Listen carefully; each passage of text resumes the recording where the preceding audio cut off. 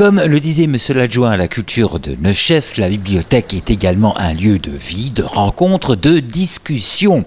Et à propos de discussion, celle qui fut proposée mardi 18 octobre fut plutôt sérieuse, puisque dans le cadre d'Octobre Rose. Alors bienvenue à Neufchef pour la journée Octobre Rose que nous organisons depuis la deuxième fois cette année.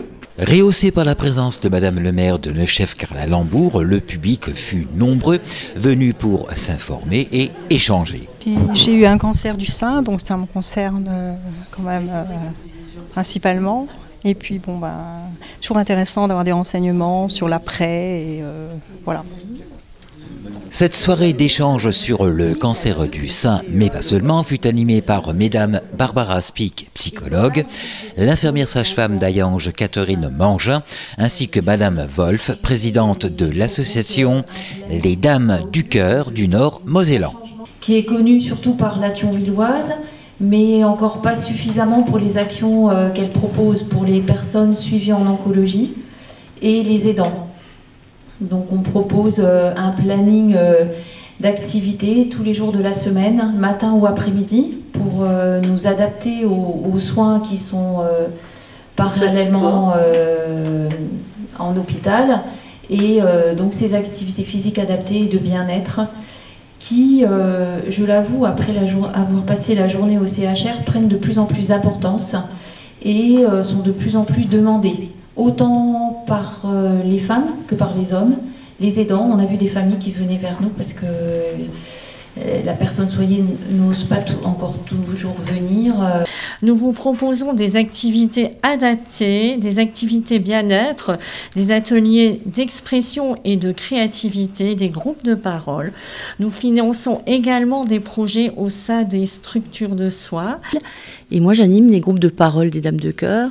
Alors, dans le parcours de soins, je peux être appelée dans les premières prises en charge en individuel et après, on intègre le groupe de parole.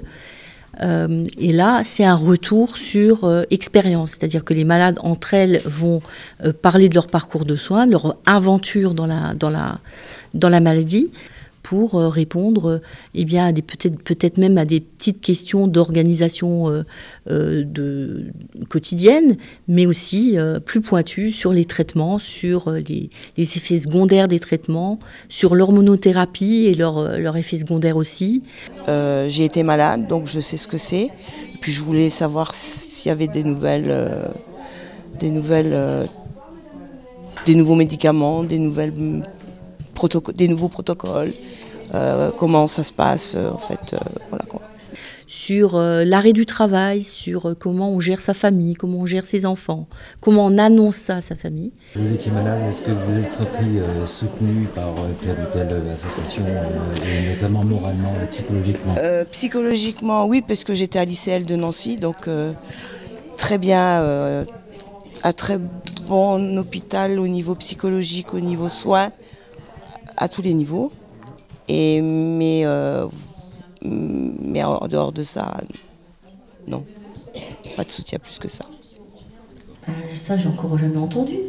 Comment ça, on parle pas dans le couple? Si, on parle pas dans le couple. On parle pas des choses qui sont graves dans le couple. On va venir, on va dire... alors j'ai une autre dame qui est venue et puis qui va jeter la mammographie sur la table du salon. Tu vois, on va ouvrir une bouteille de champagne parce que ça y est, je me le suis chopé, cancer du sein. Et la même bouteille de champagne, on va la mettre au frais dans ta cave et on la boira quand je serai guérie. Elle est guérie, elle a une rémission, ils ont fêté ça et c'était magnifique. Mais des fois, ça ne se passe pas comme ça.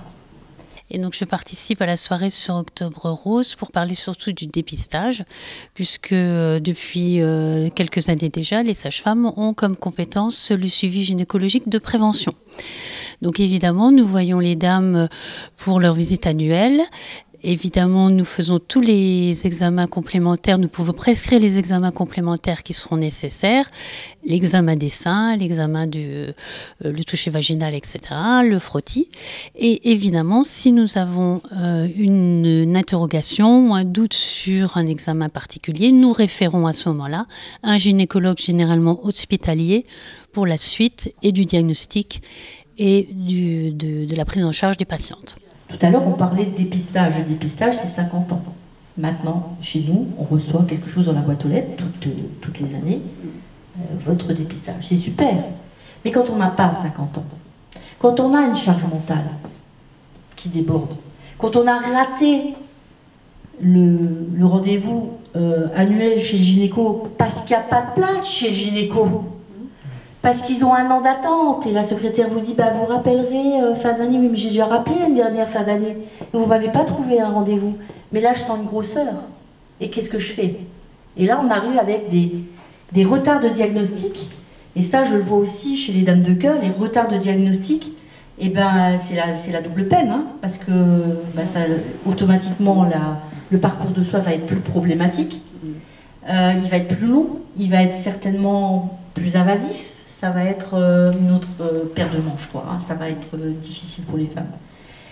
Et devant le manque de gynécologues, médecins gynécologues en ville, eh bien, de plus en plus de femmes se tournent vers les sages-femmes pour leur suivi de prévention.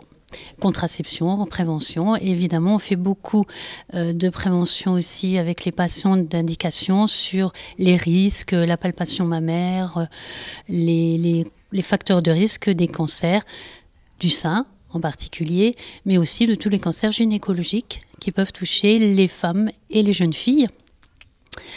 Et on fait aussi beaucoup d'informations sur la vaccination des jeunes, des enfants de 11 à 15 ans par rapport au papillomavirus, qui est quand même le seul agent qui donne le cancer du col de l'utérus chez les filles. Mais la vaccination est maintenant recommandée aussi chez les jeunes garçons. Et par exemple, en Australie, ils ont rendu cette vaccination obligatoire pour les filles et les garçons entre 11 et 15 ans, il y a maintenant une vingtaine d'années.